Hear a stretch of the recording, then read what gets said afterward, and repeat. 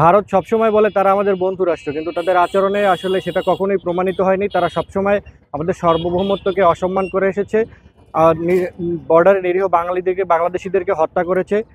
এবং আমরা দেখতে পাচ্ছি যে বিগত 20 বছরে প্রায় 1000 বাংলাদেশিকে তারা বর্ডারে হত্যা করেছে। এবং তার প্রতিবাদে বাংলাদেশের যখনই যে সরকার ছিল তাদের পক্ষ থেকে তেমন কোনো শক্ত প্রতিবাদ জানানো হয়নি বা তীব্র কোনো প্রতিক্রিয়া আমরা দেখতে পাইনি।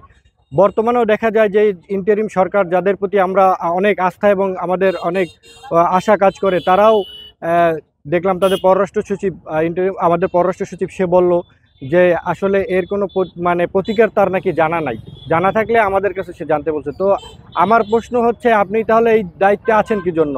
আপনার কাছে যদি এই সমস্যার প্রতিকার জানা নাই থাকে, আপনি পদত্যাগ করেন, আপনার জায়গায় অন্য একজন দায়িত্ব পালন করুক, যে দায়িত্ব যার জানা আছে যে এই সীমান্ত হত্যার প্রতিবাদে বা এর প্রতিরোধ করতে হলে কী করা দরকার, এরকম জানা কেউ আপনার দায়িত্ব পালন করুক। আপনার তো সেই দায়িত্ব পালন করার দরকার নাই। 3 দিনে ভারতের বিএসএফ বাহিনীর দ্বারা আমাদের বাংলাদেশি নিরপরাধ মানুষদেরকে হত্যা করা হয়েছে।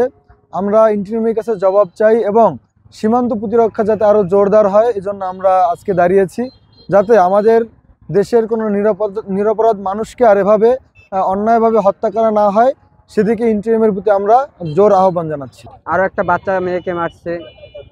আমাদেরই হচ্ছে যে বর্ডারের মানুষজন যেন নিরাপদ থাকে, এর একটা প্রতিকার বা প্রতিরোধ গড়ে তুলতে পারে।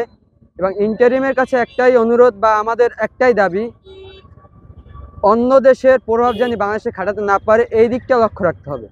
আর যদি ইন্টারিমই যদি ইন্ডিয়ার কাছে হাত পা বেঁধে থাকে, তাহলে বাংলাদেশ কোনোদিনও রক্ষা পাবে না, আর বর্ডারের মানুষ তো কোনোদিন পাওয়ার কোনো আশাই রাখতে পারবে না।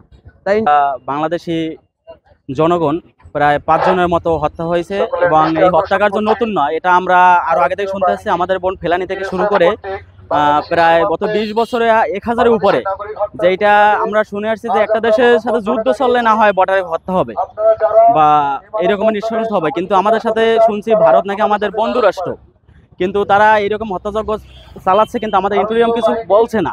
এখন সমস্যাটা কোথায়? আমাদের ইন্টারিয়াম যদি কোনো কিছু না বলে, আমরা ইন্টারিয়ামকে বলবো আপনারা যদি এটার বিচার না করতে পারেন, আপনারা পথ থেকে সরে যান, আমাদের নতুন লোক আসুক, নতুন লোক এটার বিচার করবে।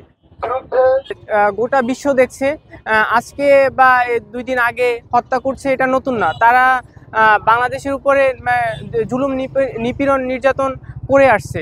তো আমাদের এখানে দাঁড়ানোর উদ্দেশ্য হচ্ছে গিয়ে যে এই জুলুম নির্যাতন নিপীড়ন হত্যা থেকে আমরা হচ্ছে এটার বিচার চাই। জাতিসংঘের কাছে আমাদের আবেদন, জানি এটা সুষ্ঠু তদন্ত করে ভারতের যে বর্ডার গার্ড যারা রয়েছে তাদের সঠিক একটা বিচার করে পরবর্তী সময় জানি তারা এরকমের দুঃসাহস না দেখায় যে বাংলাদেশের নিরীহ মানুষের উপরে এ ধরনের কোনো রকমের হত্যা বাংলাদেশের মানুষ মেনে নিবে না। এটা আমরা আমাদের জায়গা থেকে আমরা পরিষ্কার জানিয়ে দিচ্ছি, এটার জন্য সঠিক বিচার হয়।